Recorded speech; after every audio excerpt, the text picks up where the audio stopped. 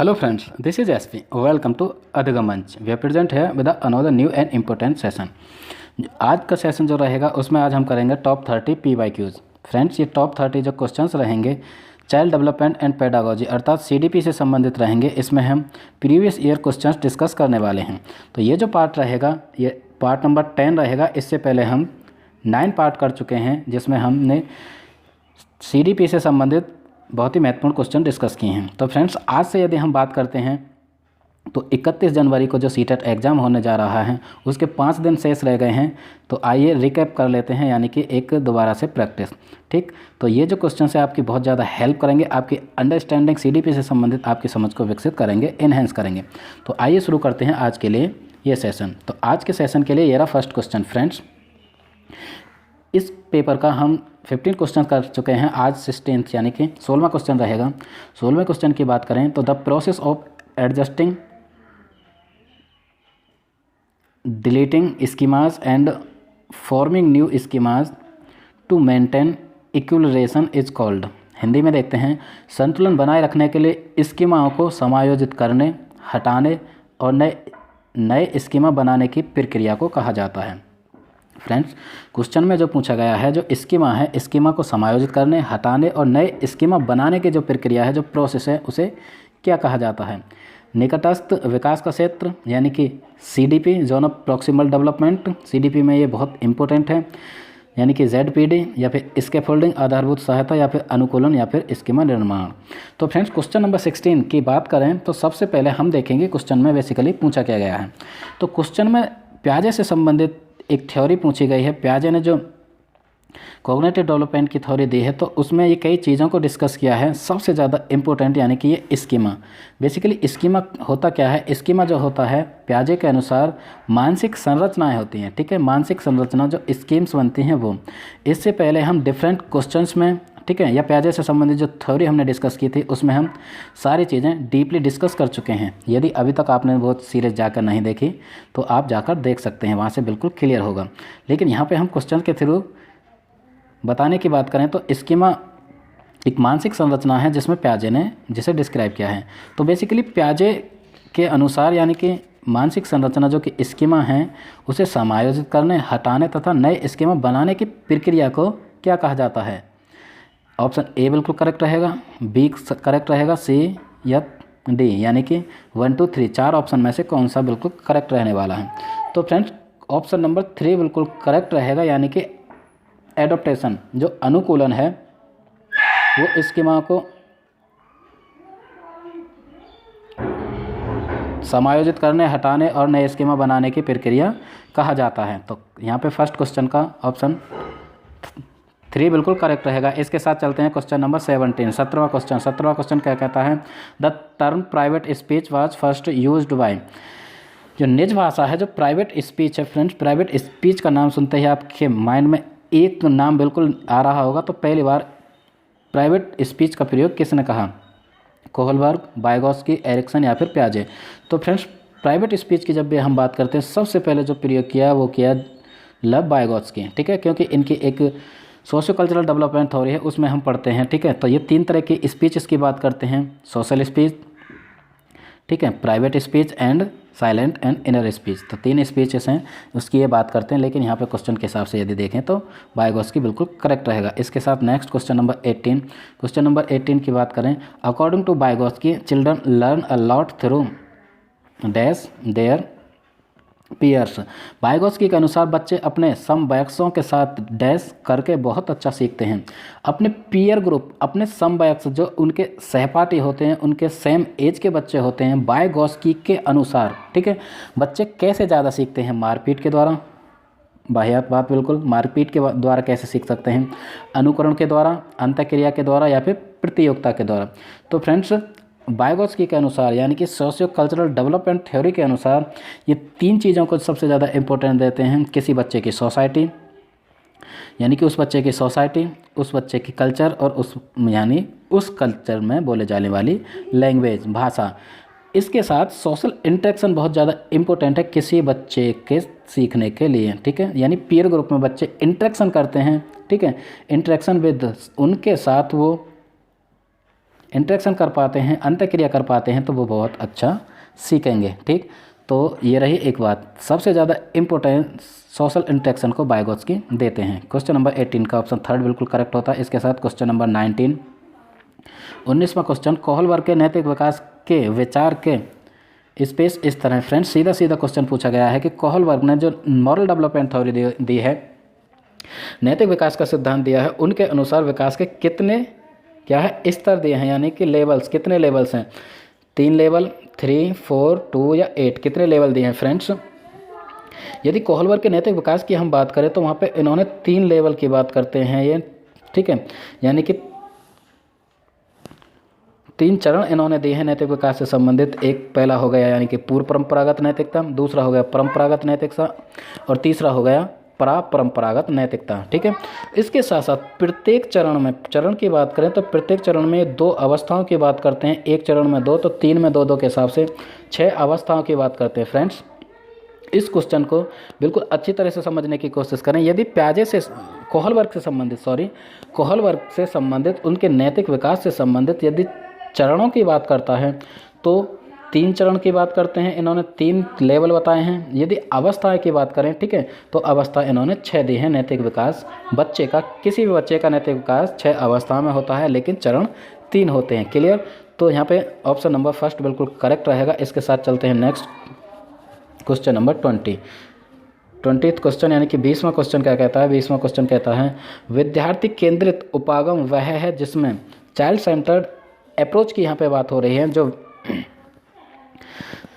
छात्र केंद्रित शिक्षा है या फिर बाल केंद्रित शिक्षा है उसकी बात हो रही है। उसमें कौन सी एक विशेषता रहेगी उसकी, शिक्षार्थियों को उनकी प्रक्रियाओं के लिए पुरस्कार और दंड दिया जाना चाहिए, या फिर शिक्षक तथ्यों को याद करने पर बल देता है। ऐसी प्रक्रिया में जो टीचर है सबसे ज़्यादा जो बल देगा वो याद करने वाली चीज़ पर देगा, यानी कि मेमोराइजेशन पर देगा, या फिर शिक्षकों के मार्गदर्शन के साथ शिक्षार्थियों को अपनी स्वयं की समझ का निर्माण करने के लिए उत्तरदायी बनाना होता है। ठीक है, या फिर एक टीचर चाहेगा शिक्षार्थी मार्गदर्शन करेगा एक टीचर शिक्षार्थियों का, और वो उनकी खुद की समझ के साथ उनके ज्ञान का निर्माण करने की उनको कोशिश कराएगा, यानी उन्हें उत्तरदायी बनाएगा, या फिर शिक्षार्थी स्वयं सीखने के लिए स्वतंत्र हैं। ठीक है, तो फ्रेंड्स, चाइल्ड सेंटर्ड एजुकेशन की जब भी हम बात करें तो एक टीचर सिर्फ फैसिलिटेटर की तरह रहेगा, एक गाइडेंस की तरह भूमिका निभाएगा। ठीक है, बाकी जो ज्ञान का अर्जन करेंगे, ज्ञान का निर्माण करेंगे, वो बच्चे करेंगे। ठीक, तो ये चाइल्ड सेंटर्ड एजुकेशन की एक विशेषता है। ऑप्शन थर्ड बिल्कुल करेक्ट होता है। इसके साथ 21वां क्वेश्चन की यदि हम बात करते हैं, बुद्धि में शामिल है, इंटेलिजेंस इंक्लूड्स, यदि बुद्धि की बात करें तो बुद्धि की कौन सी एक विशेषता सबसे अच्छी रहेगी। बेसिकली हम देखते हैं डेफिनेशंस ऑफ इंटेलिजेंस, बुद्धि की बहुत सारी आप परिभाषाएं पढ़ते हैं, कॉन्सेप्ट देखते हैं, अवधारणा देखते हैं। ठीक है, उसके बावजूद भी इन सब में यहाँ पे जो बुद्धि की एक विशेषता है वो कौन सी उचित रहेगी। समस्याओं के नवीन मौलिक उत्तर देने के लिए एक व्यक्ति की जो क्षमता है, यानी कि कैपेबिलिटी है, उसकी समस्याओं का जो सॉल्यूशन निकालता है वो नैतिक होता है, ये बुद्धि की एक विशेषता है। ठीक है, ये किसी व्यक्ति, किसी बच्चे द्वारा किसी प्रश्न विशेष पर एक ही उत्तर देने की जो योग्यता है वो उसकी बुद्धि है, यानी कि उसका संबंध उसकी बुद्धि से है।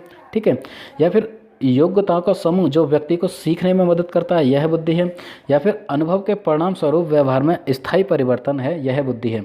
तो फ्रेंड्स, लगभग हम देख पा रहे हैं सेकंड ऑप्शन को यदि हटा दें तो सारी की सारी ऑलमोस्ट बुद्धि की विशेषता हमें प्रतीत हो रही हैं, लेकिन ऐसे क्वेश्चन के हिसाब से हमें सटीक ऑप्शन की तरफ जाना होता है जो सबसे उचित रहेगा। ठीक है, तो फर्स्ट ऑप्शन को दोबारा से देखते हैं। समस्याओं के जो मौलिक उत्तर देने की क्षमता की यदि हम बात करें तो फ्रेंड्स वो बुद्धि से संबंधित ना होकर उसका सीधा संबंध उस बच्चे की क्रिएटिविटी से होता है, बच्चे के अनुभव से होता है।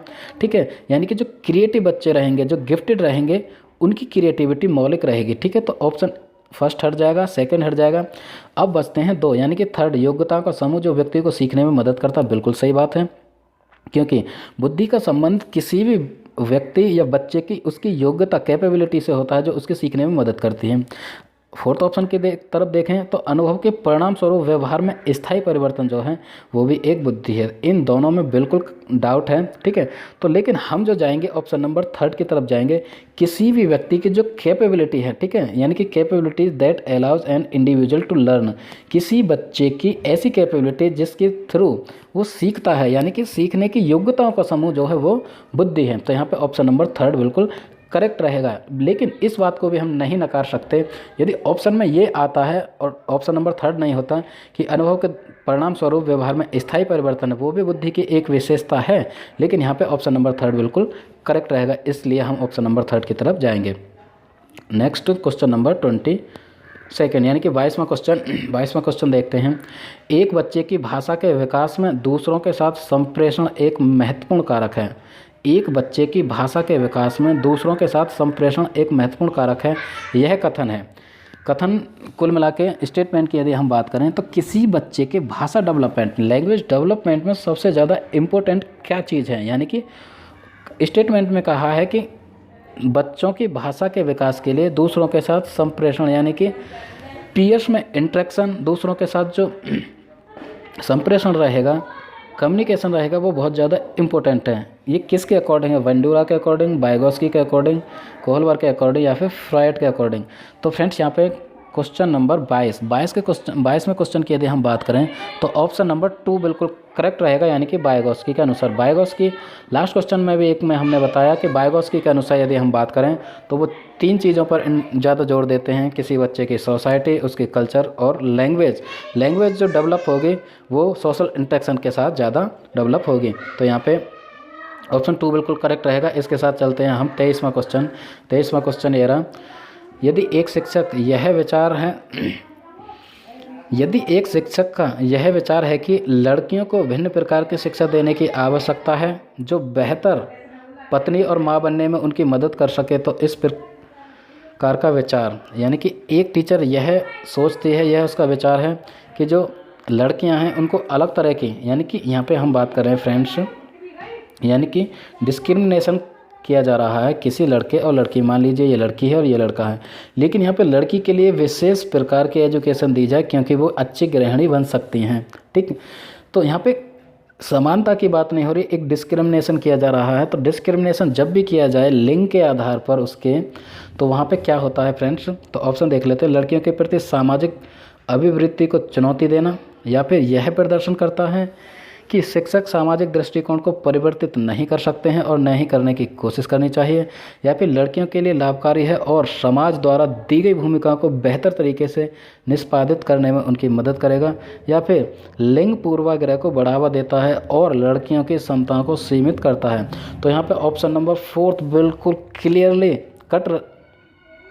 क्लियर रहेगा, क्योंकि यहाँ पे जो बात हो रही है फ्रेंड्स वो हो रही है प्रमोट जेंडर बायस। यहाँ पे जेंडर डिस्क्रिमिनेशन की बात हो रही है।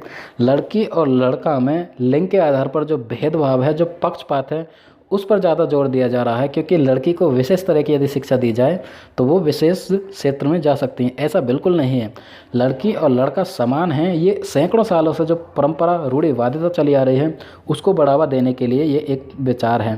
तो यहाँ पे ऑप्शन 4 बिल्कुल करेक्ट रहेगा। ये बहुत बहुत बहुत ज़्यादा इंपॉर्टेंट है। ऑलमोस्ट हर सीटेट एग्ज़ाम में ये पूछा जाता है, चाहे वो फर्स्ट पेपर हो, सेकेंड पेपर हो, सभी में ये क्वेश्चन पूछा जाता है। जेंडर डिस्क्रिमिनेशन, जेंडर स्टेरियोटाइप, ठीक है, जो जेंडर पक्षपात है उसके बारे में क्वेश्चन पूछा जाता है, इसलिए ऐसे क्वेश्चन पे ज़्यादा ध्यान दें, ठीक है। तो ये रहेगा यहाँ पे 4th ऑप्शन। अब हम चलते हैं नेक्स्ट क्वेश्चन नंबर 24वां क्वेश्चन। मूल्यांकन का केंद्र बिंदु फोकस होना चाहिए। मूल्यांकन की यदि हम बात करें, यानी कि assessment should focus on, assessment करते समय, मूल्यांकन करते समय किसी बच्चे का, ठीक है, आकलन करते समय सबसे ज़्यादा फोकस किस पे होना चाहिए? बच्चों में प्रतियोगिता को बढ़ाना चाहिए, या फिर अध्यापक का कार्य घटाना चाहिए, या फिर अधिगम को आगे बढ़ाना चाहिए, या फिर बच्चों का वर्गीकरण करना चाहिए।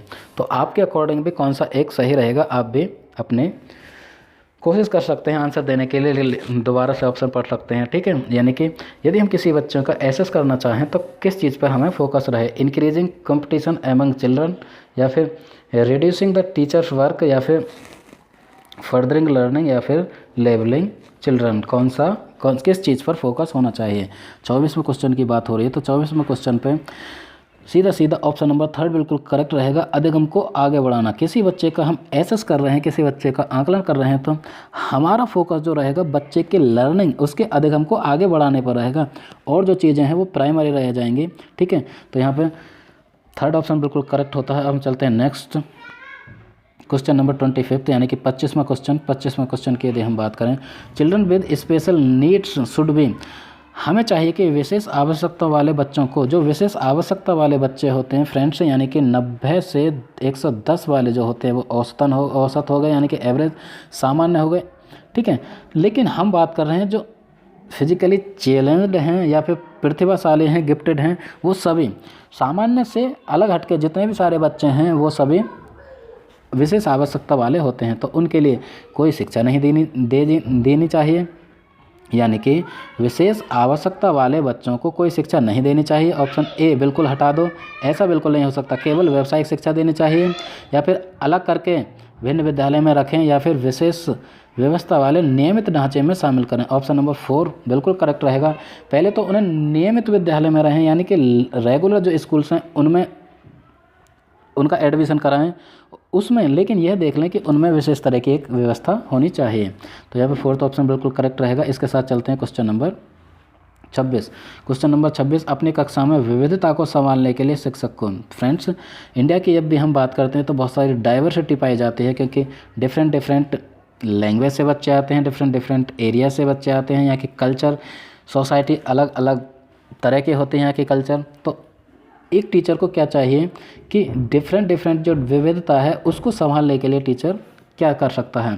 शिक्षार्थियों के सामाजिक संदर्भ का सम्मान नहीं करना चाहिए। ठीक है, ऑप्शन को भी अच्छी तरह से पढ़ें, जहाँ पे नहीं आया है वहाँ से पूरी डेफिनेशन बदल जाती है। यानी कि सामाजिक संदर्भ को सामना नहीं करना चाहिए, सम्मान नहीं करना चाहिए, नहीं जी, किसी भी बच्चे की विविधता के आधार पर, उसकी लैंग्वेज के आधार पर उसका सम्मान बहुत ज़रूरी है, इसलिए ऑप्शन फर्स्ट हट जाएगा। सेकंड की बात करें, बच्चों की शारीरिक छवि के आधार पर उन्हें जांचना चाहिए।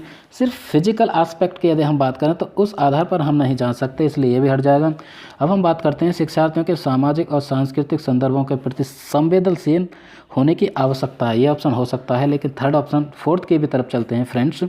जब आपको लगे कि ऑप्शन नंबर ये बिल्कुल करेक्ट हो रहा है, लेकिन हमको सारे ऑप्शन ज़रूर से पढ़ने चाहिए, हो सकता है उससे बेहतर वो ऑप्शन उस क्वेश्चन को डिस्क्राइब कर रहा हूँ। ठीक है, तो हमारे हिसाब से ऑप्शन नंबर 3rd बिल्कुल सही होता है, लेकिन 4th को ही पढ़ेंगे।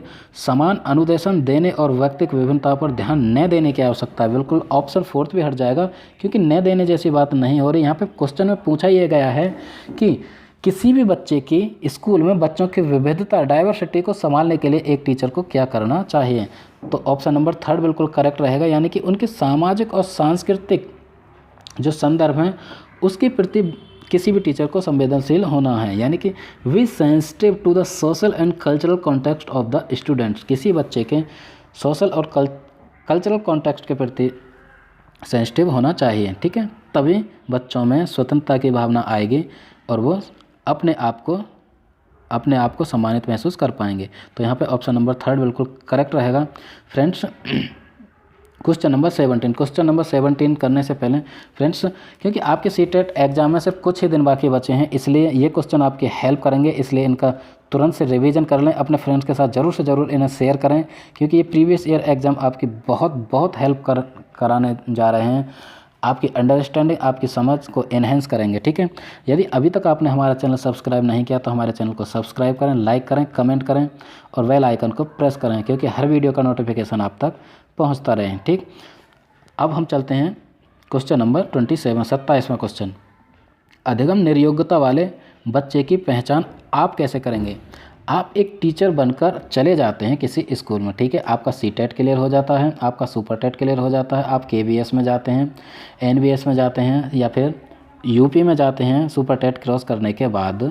ठीक है, प्राइमरी स्कूल में आप जाते हैं देश के किसी में भी, तो आपके सामने एक क्वेश्चन खड़ा होता है कि वहाँ पे आप देखेंगे कि अधिगम निर्योग्यता वाले क्यों हैं, कौन से बच्चे हैं।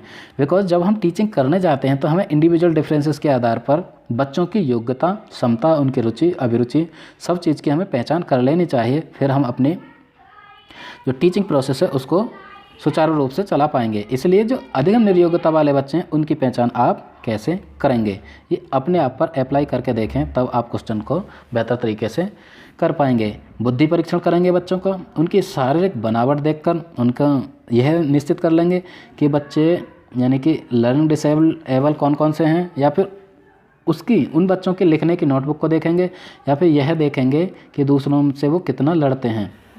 तो फ्रेंड्स, यानी कि लर्निंग डिसेबिलिटी की जब भी हम बात करें तो लर्निंग डिसेबल जो बच्चे होंगे सबसे पहले यानी कि उनको लिखने में दिक्कत हो सकती है, उनको रीडिंग करने में दिक्कत हो सकती है, यानी कि उनको पढ़ने में दिक्कत हो सकती है, ठीक, और कई तरह की दिक्कत हो सकती है। लेकिन जो बेसिक चीज़ रहेगी उनकी निर्योग्यता को देखने के लिए, तो यहाँ पे ऑप्शन के हिसाब से थर्ड ऑप्शन बिल्कुल करेक्ट रहेगा। यदि हम किसी भी बच्चे की नोटबुक को देखें, इंस्टेंट किसी बच्चे की नोटबुक को देखें रैंडमली, और उसमें पाएँ कि यदि बच्चा इस तरह की मिस्टेक करता है, ठीक है, यानी कि वो डी को बी लिखता है, ठीक, 12 को 21 लिखता है, ठीक है, या फिर उल्टा उल्टा लिखने की कोशिश करता है, ठीक, या फिर वॉच को 100 लिखता है, तो हम बिल्कुल क्लियरली कह पाएंगे कि बच्चे लर्निंग डिसेबल हैं, बच्चे में किसी न किसी की तरह की लर्निंग डिसेबिलिटी है। और सारे ऑप्शन की यदि हम बात करें तो वो हट जाएंगे, यहाँ पे ऑप्शन नंबर 3 बिल्कुल करेक्ट रहेगा। इसके साथ क्वेश्चन नंबर 28 क्वेश्चन, किसी सृजनशील बच्चे में निम्नलिखित विशेषता होती है। जो सृजनशील यानी कि क्रिएटिव स्टूडेंट की कौन सी एक विशेषता रहेगी? समस्या समाधान की प्रति, दृढ़ उपागम, रटकर याद करने की योग्यता यानी कि उसकी एबिलिटी टू रोट मेमोराइजेशन उसका अच्छा होगा, या फिर दिए गए नियमों और मानकों के प्रति समरूपता होगी, या फिर मौलिक विचार और अभिव्यक्ति रहेगी। फ्रेंड्स, यहाँ पे बिल्कुल करेक्ट ऑप्शन रहेगा 4th, ठीक है। यानी कि हम बात करें किसी भी क्रिएटिव बच्चे की, किसी भी गिफ्टेड बच्चे की, फ्रेंड्स उसकी 4 विशेषता होती हैं। बिल्कुल नोट कर लीजिए, ये जो क्वेश्चन है वेरी इंपॉर्टेंट है, क्योंकि यहाँ पे ऑलमोस्ट हर बार सीटेट एग्जाम में पूछा जाता है सृजनशील क्रिएटिव बच्चे की थिंकिंग कैसी रहेगी, उनकी कौन कौन सी विशेषताएं रहेंगी। तो 4 विशेषताएं यहाँ पे क्रिएटिव स्टूडेंट की हम देखते हैं फ्रेंड्स। यदि ये आप याद करके चलें, यानी कि FFOE, ठीक है, ये 4 विशेषता हैं। यदि ये विशेषता बच्चे में पाई जाती हैं तो वो एक क्रिएटिव रहेगा, गिफ्टेड रहेगा, ठीक है, और उसकी डाइवर्जेंट थिंकिंग रहेगी, ठीक है। यानी कि पहले F की हम बात करें तो यहाँ पे होगी फ्लुएंसी, वो बच्चे फ्लुएंसी रहेंगे, ठीक है, यानी कि पढ़ने में उसकी फ्लुएंसी रहेगी, ठीक। इसके साथ दूसरी F की यदि हम बात करते हैं फ्रेंड्स, तो उनके जो अधिगम है वो फ्लेक्सिबल रहेगा, फ्लेक्सिबिलिटी रहेगी उनके अधिगम में, उनकी सोच में, उनकी थिंकिंग में, उनके लॉजिक में, ठीक है। इसके साथ साथ यदि हम बात करें तो उनका विचार मौलिक रहेगा, यानी कि ओरिजिनलिटी रहेगी, ओरिजिनल रहेगा उसका विचार, क्लियर। और एक और विशेषता की यदि हम बात करें तो लास्ट, यानी कि लास्ट जो रहेगा वो रहेगा एलोबरेट, उनकी जो थिंकिंग है वो व्याख्या या एक्सप्लेन करने में अच्छी तरह से अपने तर्क, अपने चिंतन सबका इस्तेमाल कर पाएंगे, क्लियर। तो ये 4 विशेषता यदि आप देखते हैं तो वो बच्चा जो रहेगा सृजनशील रहेगा, यानी कि क्रिएटिव रहेगा, और उनका जो चिंतन रहेगा वो अवसारी रहेगा, यानी कि अवसारी ना होकर, यानी कि डाइवर्जेंट मतलब वो किसी एक प्रॉब्लम, एक समस्या का समाधान डिफरेंट वे में सोच पाएंगे, अलग अलग निकल पाएंगे, किसी समस्या में सिर्फ उलझ के नहीं रह जाएंगे, ठीक है। तो 2 तरह की थिंकिंग होती है फ्रेंड्स, एक तो होती है कन्वर्जेंट और एक होती है डाइवर्जेंट। कन्वर्जेंट थिंकिंग की हम बात करें तो उसका सीधा संबंध इंटेलिजेंस से होता है। यदि हम डाइवर्जेंट थिंकिंग की बात करें, डाइवर्जेंट थिंकिंग यानी अपसारी चिंतन का सीधा संबंध क्रिएटिव स्टूडेंट से होता है, ठीक है, और इसका सीधा संबंध क्रिएटिविटी से होता है, बच्चे के अनुभव से होता है, नई चीज़ें क्रिएटिव कर पाएंगे। तो यहाँ पे ऑप्शन नंबर 4 बिल्कुल करेक्ट रहेगा, यानी कि एक जो विशेषता है यानी कि ओरिजिनलिटी है उसकी अभिव्यक्ति में, मौलिक विचार की अभिव्यक्ति में, ठीक है। तो 28 में का ऑप्शन नंबर 4 बिल्कुल करेक्ट होता है। इसके साथ चलते हैं हम नेक्स्ट क्वेश्चन नंबर 29, 29वां क्वेश्चन सृजनात्मकता में शामिल है। दोबारा से क्रिएटिविटी की एक विशेषता पूछी गई है। 28वें क्वेश्चन में भी क्रिएटिविटी से संबंधित था और यहाँ पे भी 29वां, ठीक है। फ्रेंड्स, हम ये जो क्वेश्चन डिस्कस कर रहे हैं बेसिकली ये 2016 में आया पेपर है सीटेट एग्ज़ाम का, हम CDP यहाँ पे डिस्कस कर रहे हैं। तो सृजनात्मकता में शामिल है दूसरों का अनुकरण और नकल करने की योग्यता, अपसारी चिंतन करने की योग्यता, या फिर लंबे अनुच्छेदों और अंकों को क्रमवार याद करने की योग्यता, या फिर अभिसारी चिंतन की योग्यता। अभी लास्ट 28वें क्वेश्चन में हमने बताया कि किसी भी बच्चा जो सृजनशील रहेगा, जो क्रिएटिव रहेगा, जो गिफ्टेड रहेगा, उसकी 4 विशेषताएं रहेंगी। फ्लेक्सिबिलिटी रहेगी उसके विचारों में, ठीक है, फ्लुएंसी रहेगी, ओरिजिनलिटी रहेगी, इसके साथ साथ एलोब्रेशन सोच रहेगी उसकी, एलेबरेट रहेगी, ठीक है, यानी कि वो विस्तृत कर पाएगा, किसी भी समस्या को विस्तृत रूप में सोच पाएगा। इसके साथ साथ किसी भी क्रिएटिव बच्चे की जो थिंकिंग है वो डाइवर्जेंट रहेगी, यानी कि अपसारी रहेगी। तो यहाँ पे ऑप्शन नंबर 2 बिल्कुल करेक्ट होता है। बच्चा एक किसी सिचुएशन, किसी परिस्थिति में यदि फंसता है तो उसके सॉल्यूशन डिफरेंट वे में वो निकाल सकता है, ठीक है। तो यहाँ पे ये बिल्कुल करेक्ट रहेगा ऑप्शन नंबर 2। इसके साथ लास्ट क्वेश्चन रहेगा फ्रेंड इस सेशन का, यानी कि 30वां क्वेश्चन की यदि हम बात करें तो जब विकास के किसी भी क्षेत्र विशेष में बच्चे की क्षमता कम है, तो जब कोई एक बच्चा है, आपने देखा, ठीक है, आपने अपनी क्लास में देखा, आप गए टीचर बनकर, जैसे ही आप जाते हैं तो आपने पाया कि विकास के किसी भी एक क्षेत्र में, ठीक है, विकास के बहुत सारे क्षेत्र होते हैं, चाहे उसका सोशल डेवलपमेंट होगा, उसका फिजिकल डेवलपमेंट होगा, मॉरल डेवलपमेंट होगा, लैंग्वेज डेवलपमेंट होगा, ठीक है, इसके साथ साथ उसका कॉग्निटिव डेवलपमेंट होगा। तो विकास के ये डोमेन हो गए, ठीक है, मैंने यहाँ पे बिल्कुल अलग अलग करके दिखा दिए। तो एक क्षेत्र में आप पाते हैं कि बच्चा कमज़ोर है, ऐसी स्थिति में आप क्या करेंगे, तो वह उसके सर्वांगीण विकास को प्रभावित करेगा। किसी भी बच्चे के वो सर्वांगीण विकास को प्रभावित नहीं करेगा, नहीं जी, वो प्रभावित करेगा, ठीक है, इसलिए ये ऑप्शन हट जाएगा। इसका अर्थ विकास के किसी क्षेत्र में कोई विलंब नहीं है, इसका यह मतलब है कि वो विकास के किसी भी क्षेत्र में उसका कोई विलंब नहीं है, ऐसा बिल्कुल नहीं है, ठीक है। तो फ्रेंड्स हम बात करते हैं यानी डोमेन ऑफ डेवलपमेंट, विकास के क्षेत्र। विकास जो होता है 3 क्षेत्रों में होता है। किसी बच्चे का शारीरिक डेवलपमेंट, ठीक है, यानी कि किसी बच्चे का फिजिकल डेवलपमेंट हो गया एक, तो किसी बच्चे का शारीरिक डेवलपमेंट। नंबर 2 की बात करें तो उसका सामाजिक डेवलपमेंट, ठीक है, सामाजिक के साथ साथ संवेगात्मक हो गया, और थर्ड हो गया यानी कि उसका संज्ञानात्मक विकास। इसी में ही उसके उप कुछ प्रकार होते हैं जिसमें डेवलपमेंट होता है, क्षेत्र होते हैं। तो दोनों ऑप्शन हट जाएंगे। तीसरे की बात करें, विकास के सभी क्षेत्रों पर उसका सीधा प्रभाव पड़ेगा या फिर उसका बच्चे पर कोई प्रभाव नहीं पड़ेगा। तो फ्रेंड्स यहाँ पे थर्ड ऑप्शन बिल्कुल करेक्ट रहेगा। यदि हमने देखा कि किसी क्लास में हम गए और वहाँ पे एक बच्चा है जो विकास के एक क्षेत्र में अपने आप को कमज़ोर महसूस कर रहा है, यानी कि वो कमज़ोर है, यानी कि वो उसका फिजिकल डेवलपमेंट थोड़ा कम है, या फिर संज्ञानात्मक डेवलपमेंट, या फिर उसका सामाजिक विकास का जो पक्ष है वो कमज़ोर है, तो सीधा है, क्योंकि वो एक दूसरे से, जो विकास के क्षेत्र हैं, एक दूसरे से अंतर संबंधित यानी कि रिलेटेड होते हैं, ठीक। तो इसलिए विकास के सभी क्षेत्रों में उसका प्रभाव पड़ता है।